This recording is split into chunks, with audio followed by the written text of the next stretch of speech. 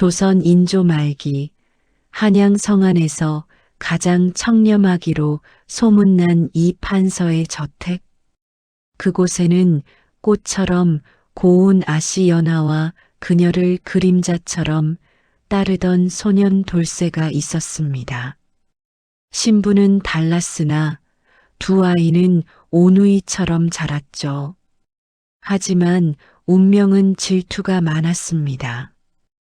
어느 달 없는 밤, 이 판서의 정적들이 보낸 자객들이 저택을 포위했습니다. 검은 복면을 쓴 자들이 담을 넘는다. 그들의 손에는 기름병과 횃불이 들려 있다. 순식간에 기와지붕 위로 불꽃이 혓바닥처럼 일렁인다. 하나도 남기지 마라. 판서의 씨를 말려야 뒤탈이 없다. 칼부림 소리와 하인들의 비명이 저택을 가득 채운다. 불길이 거세다. 어린 연하가 방에서 뛰어나오다 넘어진다. 매캐한 연기가 사방을 덮어 앞이 보이지 않는다. 아버지, 어머니, 어디 계세요? 콜록, 콜록. 그때 저편에서 소년 돌쇠가 달려온다. 소년의 옷소매는 이미 불에 타 그을려 있다. 소년은 연하의 손을 꽉 잡는다. 아씨, 이쪽입니다. 제 손을 놓지 마십시오. 돌쇠야 무서워. 눈이 너무 따가워. 소년은 연하의 상태를 확인한다.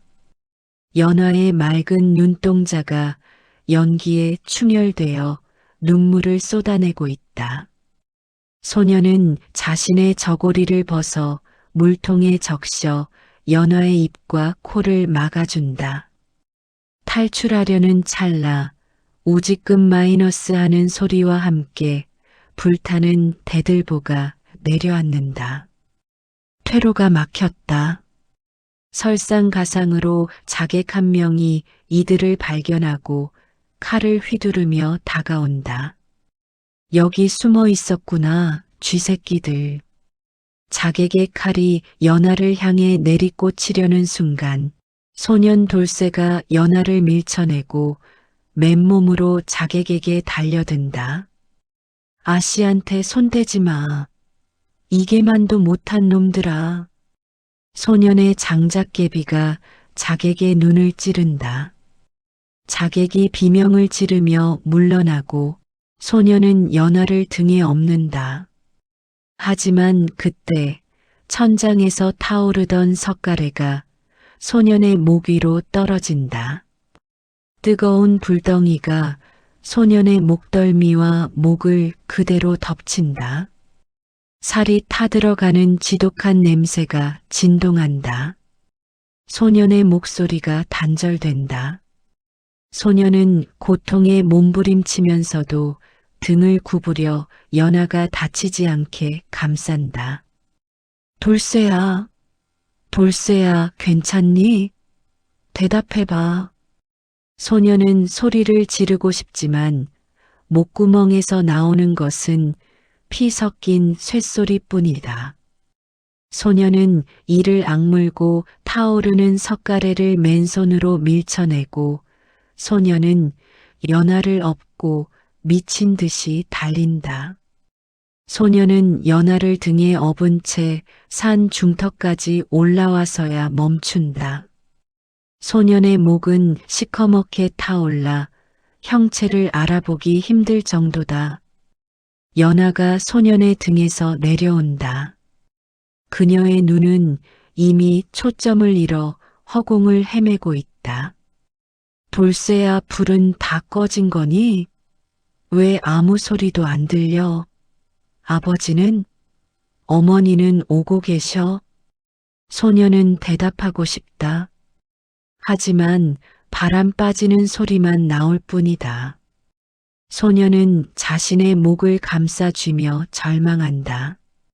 소년은 소리 없는 눈물을 흘리며 연하의 작은 손을 잡고 자신의 가슴에 갖다 댄다.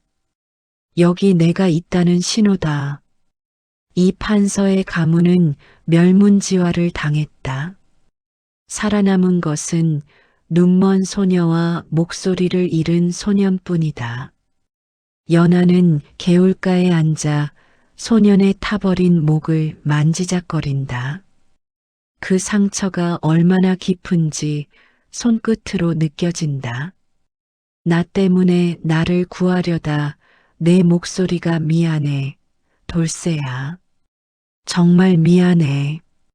소녀는 고개를 저으며 연화의 손바닥 위에 손가락으로 글씨를 쓴다. 살아야 합니다. 그때 멀리서 광군의 말발굽 소리가 들린다. 추격대일지도 모른다. 소녀는 본능적으로 연화를 숨긴다. 다행히 이들을 발견한 것은 이 판서의 오랜 벗이었던 최 대감이었다.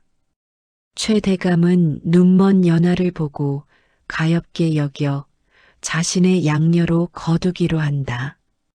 하지만 하찮은 노비인 돌쇠는 데려갈 이유가 없다. 아이는 내가 데려가마. 하지만 이 벙어리 놈은 내다 버려라. 연하가 최 대감의 옷자락을 붙잡고 매달린다. 안 돼요. 이 아이가 없으면 저도 가지 않겠어요. 돌쇠가 저를 살렸단 말입니다. 제발 종으로라도 좋으니 같이 있게 해주세요. 최 대감은 귀찮은 듯 돌쇠를 쳐다본다. 돌쇠는 바닥에 머리를 조아리며 소리 없는 간청을 올린다. 허면 절대 안채 근처에는 얼씬도 못하게 해. 돌쇠는 연하를 바라본다. 연하의 흐릿한 눈동자 너머로 돌쇠는 맹세한다. 당신의 그림자가 되겠습니다. 당신을 위해 존재할 것입니다. 연하는 가마에 실려 화려한 대저택 안으로 들어간다. 돌쇠는 마당 구석에서 가마가 사라지는 것을 지켜본다. 그는 타버린 목을 움켜쥐며 억지로 소리를 내어본다. 아씨. 바람이 불어 소년의 작은 목소리를 삼켜버린다. 성인이 된 돌쇠가 커다란 장작더미 옆에서 도끼질을 하고 있다. 무거운 도끼가 장작을 깔을 때마다 돌쇠의 단단한 근육이 요동친다. 하지만 그의 얼굴은 어딘가 넋이 나간 듯 멍한 표정이다. 그때 화려한 비단옷을 입은 최 집사가 다가와 발로 돌쇠의 엉덩이를 걷어찬다. 밤만 축내는 벙어리 놈아. 장작 패는 소리가 왜 이리 요란해? 안주인께서 편히 쉬셔야 할 시간인 거 몰라? 돌쇠는 바닥에 나동그라지더니 황급히 일어나 최 집사에게 머리를 조아린다. 어버버 목에서 새어나오는 것은 기괴한 바람 빠지는 소리뿐이다. 쯧쯧 상판대기 하고는 저 목의 흉터를 볼 때마다 밥맛이 떨어진단 말이야. 와, 가서 물이나 길어와. 돌쇠는 연신 굽실거리며 물지개를 지고 나간다. 그의 눈이 잠시 안채에 닫힌 문을 향한다. 방 안은 어둡다. 연하는 눈을 감은 채 가만히 앉아 있다. 오늘도 그 소리가 들리는구나.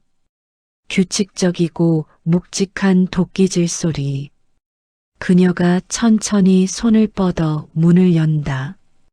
형체가 뚜렷하지는 않지만 마당에서 물지개를 지고 나가는 거구의 실루엣이 보인다. 돌쇠야, 너는 아직도 나를 기억하느냐? 20년 전 그 뜨거웠던 밤, 나를 업고 달리던 그 소년의 심장 소리를 나는 잊지 못하는데, 낮에 멍청한 마당쇠는 간데없다. 돌쇠는 검은 복면을 쓴 채 수직에 가까운 깎아지른 절벽을 맨손으로 타고 있다. 오직 손가락과 발가락만으로 바위 틈을 움켜쥔다. 강한 산바람이 그를 덮치지만 돌쇠의 몸은 바위에 붙은 이끼처럼 미동도 없다. 마침내 절벽 틈새에서 은은한 빛을 내뿜는 작은 풀 하나를 발견한다. 천년설삼. 눈을 맑게 하고 뭉친 혀를 푸는데 특효라는 전설의 영초다. 돌쇠는 조심스럽게 설삼을 캐내어 품에 넣는다. 그의 손등에는 낮에 최 집사에게 맞은 매질 자국이 선명하지만 설삼을 쥔 손길만은 세상에서 가장 소중한 보물을 다루듯 조심스럽다. 이제 조금만 더 있으면 아씨는 세상을 보실 수 있다. 아씨가 다시 웃으실 수만 있다면 내 목숨 따위는 이 절벽 아래로 던져져도 좋다.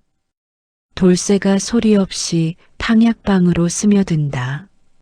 화로 위에서는 연화의 눈을 위해 다려지는 약탕기가 끓고 있다. 돌쇠는 품에서 설삼을 꺼내어 약사발에 정성껏 갈아 넣는다. 설삼의 진액이 탕약에 섞이자 은은한 향기가 방 안에 퍼진다. 그때 밖에서 발자국 소리가 들린다. 최 집사다. 돌쇠는 재빨리 천장 석가래 위로 몸을 숨긴다. 안주인 약은 다 됐느냐? 탕약방 하인이 졸다가 깨어 대답한다. 예, 거의 다 되었습니다요. 즉, 시력도 없는 안주인한테 이런 비싼 약이 무슨 소용이라고. 대감님이 안 계실 때 대충 물이나 섞어서 드려도 모를 텐데 말이야. 최 집사가 탕약 근처로 다가와 냄새를 맡는다. 돌쇠는 천장 위에서 칼자루를 꽉 쥔다. 최 집사의 손이 약탕기를 건드리려 할 때 돌쇠가 기와 조각 하나를 밖으로 툭 던진다. 응? 누구냐? 최 집사가 밖으로 뛰어나간다. 그 사이 돌쇠는 소리 없이 내려와 탕약을 한번 휘젓고 다시 어둠 속으로 사라진다. 연하가 시녀가 가져온 탕약을 마신다. 쌉싸름한 맛 끝에 느껴지는 알싸하고 시원한 기운. 약을 마실 때마다 눈가가 시원해지며 시야가 조금씩 맑아지는 것을 느낀다. 약을 다 마신 연하가 문 밖을 바라본다. 안개 낀 마당 저편에서 돌쇠가 빗자루질을 하고 있다.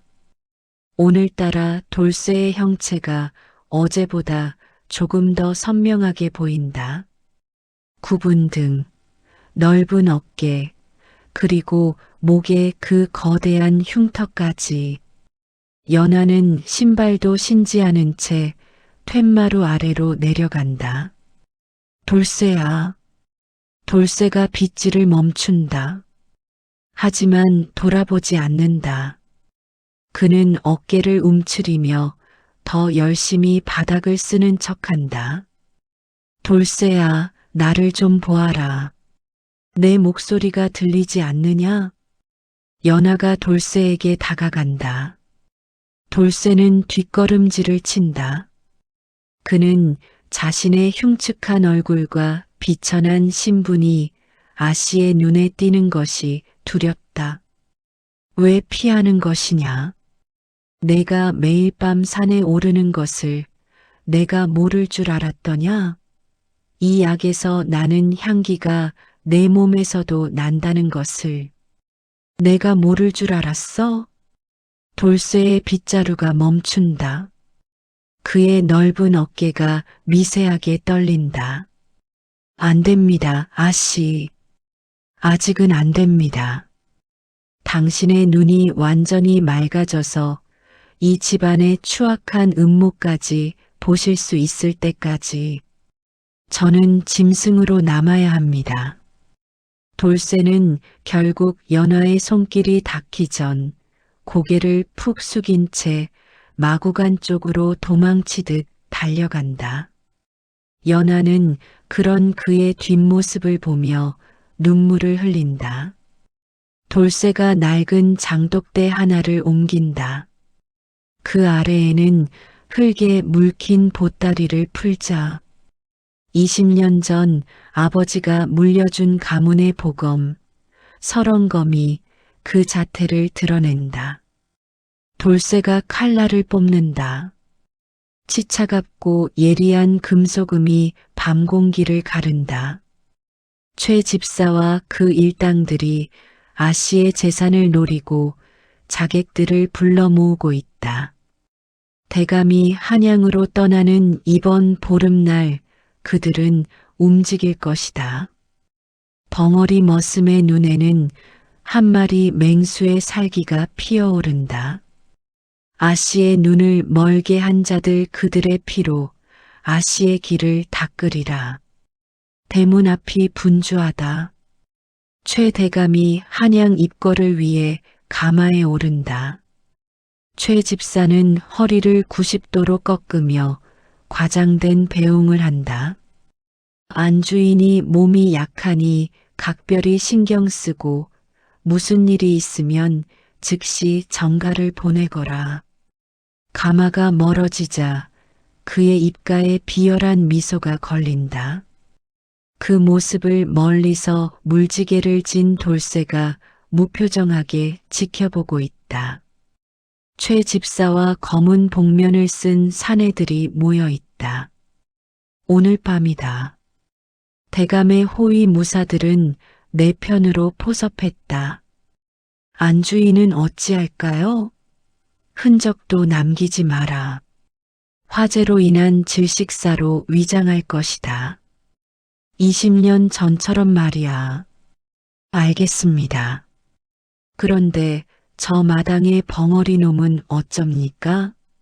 몸집이 예사롭지 않던데. 그 멍청한 짐승놈? 겁쟁이라 칼끝만 봐도 지릴 놈이다. 보이는 대로 베어버려라. 집안이 이상할 정도로 고요하다. 연하가 방에서 나와 툇마루에 선다. 이제 그녀의 눈에는 마당의 꽃나무와 멀리 있는 담벼락이 제법 선명하게 들어온다. 이상하구나.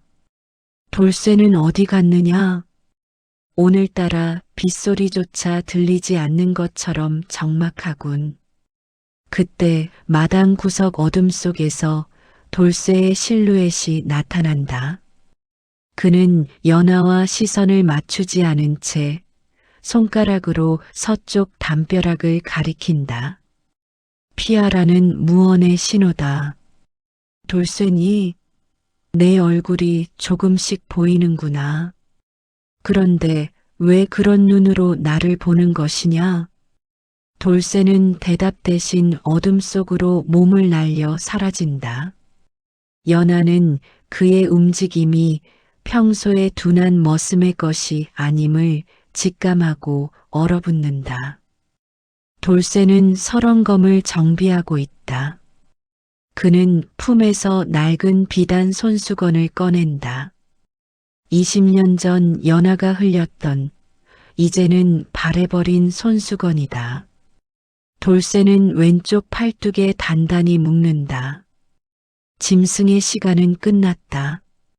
이제 인간의 시간 아니, 악귀의 시간이다. 검은 옷을 입은 자객들이 담을 넘어 안채로 스며든다. 최 집사가 뒤에서 그들을 지휘하며 낮게 속삭인다. 안방부터 덮쳐라 자객들이 연화의 방문을 박차고 들어간다. 하지만 방 안은 비어 있다. 이불 속에는 베개만 덩그러니 놓여 있다. 없다.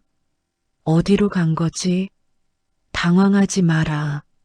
눈먼 계집이 멀리 가봤자 이 아니다. 샅샅이 뒤져. 연하가 가쁜 숨을 몰아쉬며 도망치고 있다. 밤의 숲은 여전히 위협적이다. 나무 뿌리에 걸려 넘어진 연하가 뒤를 돌아본다. 여기 있었구나, 아가씨. 조용히 가시면 고통은 없을 겁니다. 자객이 칼을 내리치려는 순간 어둠 속에서 차가운 금속음이 들린다. 보이지 않는 빠른 속도로 무언가가 자객의 목을 긋고 지나간다. 자객은 비명도 지르지 못한 채 바닥에 쓰러진다. 연하의 눈앞에 한 사내가 서 있다. 피 묻은 칼을 거꾸로 쥐고 등 뒤로 연하를 감싸 안은 거고, 달빛이 구름 사이로 잠깐 비치자 사내의 얼굴이 드러난다. 흉측한 목의 흉터, 그러나 세상 그 무엇보다 굳건한 눈빛. 돌쇠? 너 정말 돌쇠니? 돌쇠는 연하의 손을 잡아 자신의 등에 대어준다. 20년 전 불길 속에서 그녀를 업었던 그 등이다. 무서워 마십시오. 이번에는 결코 놓지 않습니다. 최 집사와 남은 자객 10여 명이 마당 한가운데 모여 있다.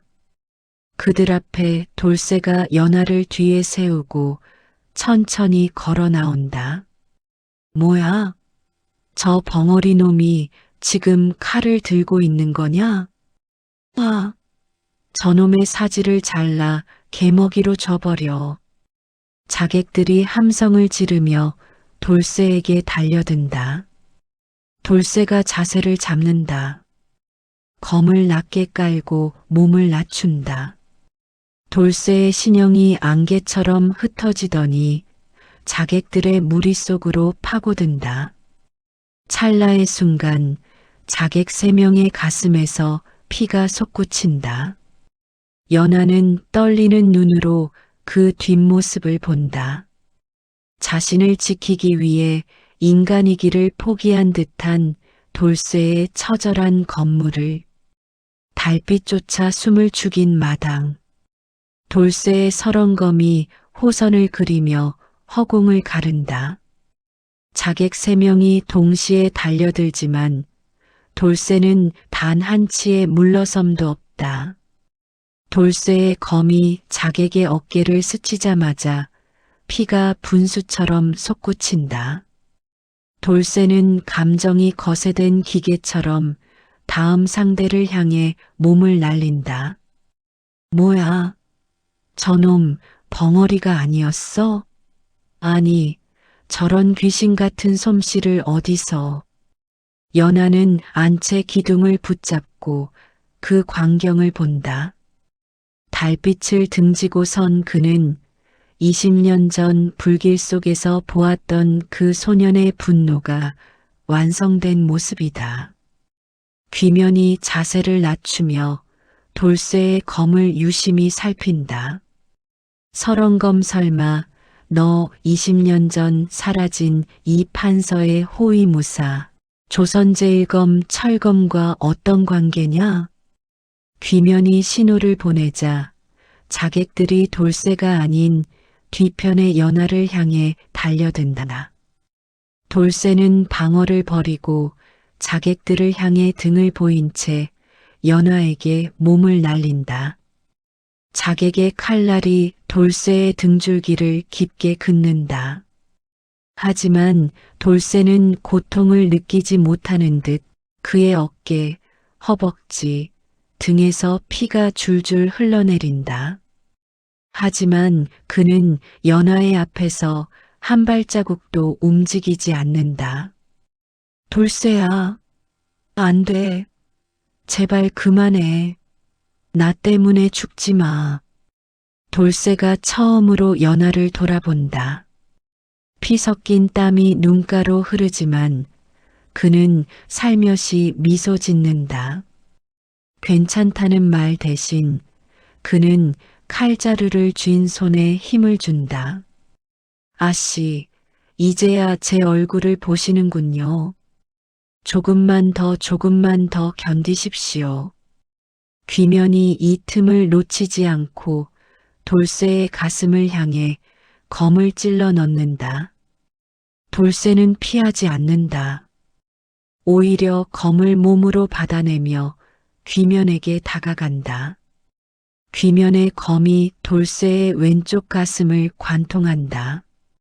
이 미친놈이 죽으려고 작정했느냐. 돌쇠가 피를 토하며 귀면의 멱살을 잡는다. 그리고 남은 오른손의 설원검을 귀면의 심장에 박아 넣는다. 너를 데려가야 아씨가 사신다. 귀면의 눈이 경련하며 커진다. 그는 돌쇠의 괴력에 밀려 그대로 바닥에 꽂힌다. 우두머리가 죽자 남은 자객들이 겁을 집어먹고 도망치기 시작한다. 하지만 최 집사만은 포기하지 않는다.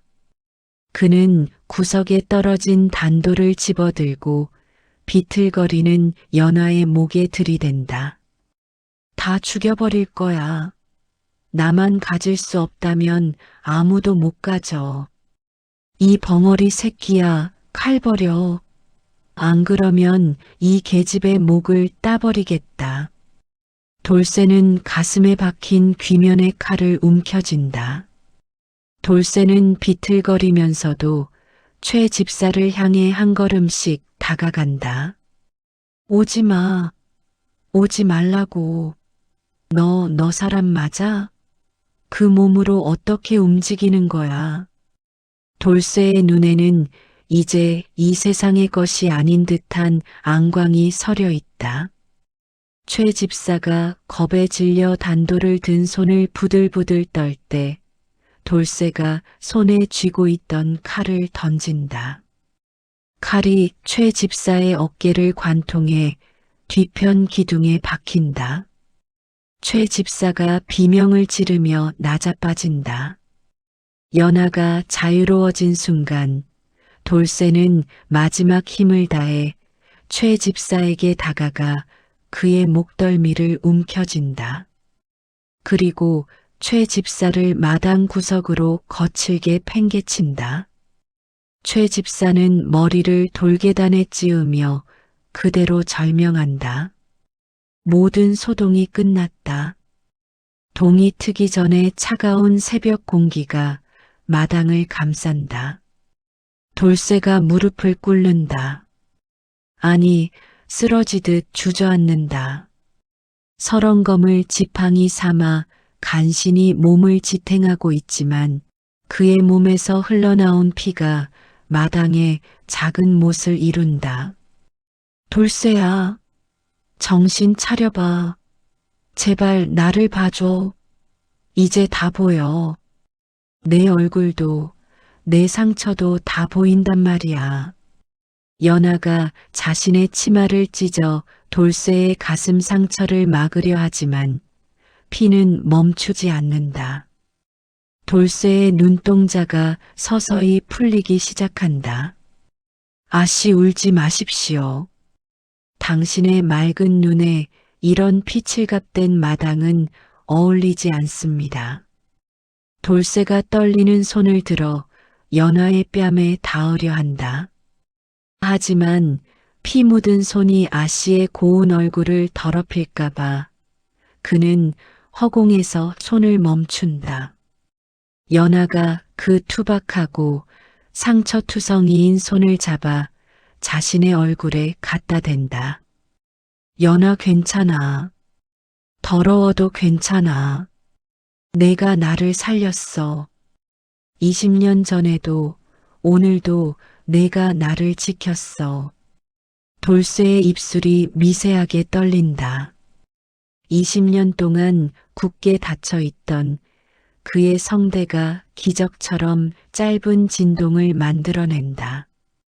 아씨, 그의 목소리는 작고 끔찍하게 일그러져 있었지만 연하에게는 세상 그 무엇보다 아름다운 음악이었다. 돌쇠는 연하의 품에서 마지막 미소를 지으며 쥐고 있던 설원검을 힘없이 놓는다. 안개 낀 마당 위로 광군들이 들이닥친다. 뒤늦게 도착한 최 대감이 처참한 광경을 보고 가마에서 내린다. 쓰러진 자객들과 최 집사의 시신 사이로 연하가 피칠갑이 된 돌쇠를 품에 안은 채 멍하니 앉아 있다. 이게 어찌 된 일이냐? 연하야, 내 눈이 보이는 것이냐? 연하는 대답하지 않는다. 그녀의 시선은 오직 숨이 멎은 돌쇠의 굳어버린 얼굴에 고정되어 있다. 그녀의 손은 돌쇠가 마지막까지 쥐고 있던 설원검의 자루를 함께 움켜쥐고 있다. 이 아이가 저를 지켰습니다. 대감님께서 짐승이라 부르던 이 아이가 사람이기를 포기하면서까지 이 집안의 추악함을 도려냈습니다. 돌쇠가 머물던 작고 초라한 방. 연하는 그가 남긴 유일한 짐인 낡은 보따리를 푼다. 그 안에는 갓나가는 물건은 하나도 없다. 빛바랜 약과 한 알, 그리고 피로 얼룩진 비단 손수건. 손수건 안쪽에는 서툰 먹글씨로 무언가 적혀 있다. 돌쇠가 글을 배우지 못해 그림처럼 그려넣은 한자들이다. 돌쇠는 20년 동안 매일 밤 이 손수건을 펴보며 자신의 이름을 잊지 않았고 자신이 누구를 위해 칼을 갈고 있는지 되새겼던 것이다. 그 밑에 숨겨진 낡은 서신 한 장이 더 발견된다. 설원검 설마 너 20년 전 사라진 이 판서의 호위무사 철검의 자식이냐? 그것은 돌쇠의 아버지인 이 판서의 호위무사이자 조선 제1검 철검이 죽기 전 남긴 유서였다. 내 아들아, 판서 댁의 은혜는 목숨으로 갚아야 한다. 내가 벙어리가 되든 귀머거리가 되든 아씨의 그림자가 되어라. 그것이 우리 가문의 마지막 명예다. 연하는 그 서신을 가슴에 묻고 오열한다. 돌쇠의 침묵은 스스로 선택한 숭고한 약속이었음을 깨달은 것이다. 불타버린 채 방치되었던 이 판서의 옛 저택이 다시 지어지고 있다. 연하는 가문을 복원한다. 마당 한가운데에는 돌쇠가 좋아했던 커다란 바위 하나가 놓인다. 연하는 이제 더 이상 눈먼 아씨가 아니다. 가문을 일으킨 강인한 안주인으로서 집안을 다스린다. 사람들은 내게 묻는다. 왜 혼인을 하지 않고 이 큰 집을 지키며 사느냐고.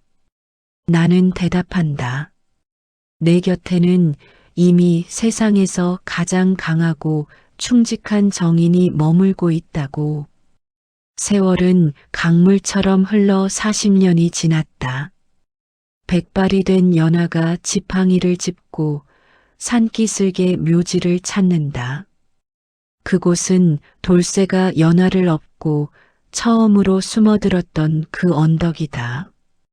묘비에는 나의 영원한 빛, 돌쇠의 묘라고만 적혀 있다. 저승에 가거든 다시는 벙어리로 살지 마라. 내 이름을 목청껏 불러다오. 연하야라고 아가씨가 아니라 내 이름을 불러다오. 바람이 불어와 연하의 백발을 흔든다. 마치 누군가 그녀의 머리를 쓰다듬는 듯한 부드러운 감촉이다. 연하는 평온하게 눈을 감는다. 소년 돌쇠가 서 있다. 목의 흉터도 사라지고 얼굴에는 해맑은 미소가 가득하다. 저 멀리서 어린 연하가 꽃을 들고 뛰어온다. 연아야. 돌쇠가 그녀의 이름을 부른다. 연아가 그의 품에 안긴다.